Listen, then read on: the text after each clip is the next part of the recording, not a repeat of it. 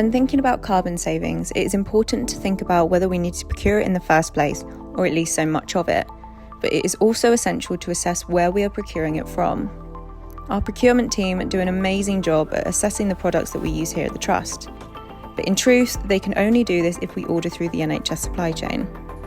Not only does ordering off the NHS supply chain mean that everything comes onto site in only one lorry, instead of lots of separate vehicles, but under NHS England, we must assess the items that we procure through supply chain on their social value. This essentially means that we look at the company's ethics, whether that be social or environmental.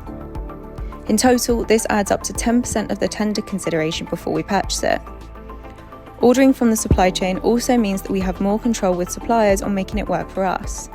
For example, if we only use a small piece of kit and not the whole thing, our procurement team can investigate only ordering that part and help the Trust to reduce waste and money spent. Without the backing of this team, it is also more difficult for us to lobby suppliers. If you've spotted something that's not on the supply chain but you think should be, let procurement know and they'll see what they can do. If and when you need to order something outside of the NHS supply chain, please follow this checklist to ensure that it is as sustainable as possible, a mini social value checklist if you will. The first thing to think about is the product local? Most of what we purchase as a trust has a large carbon footprint because of where it comes from, with most of it, unsurprisingly, coming from the other side of the world. But can the product you're about to buy be sourced locally?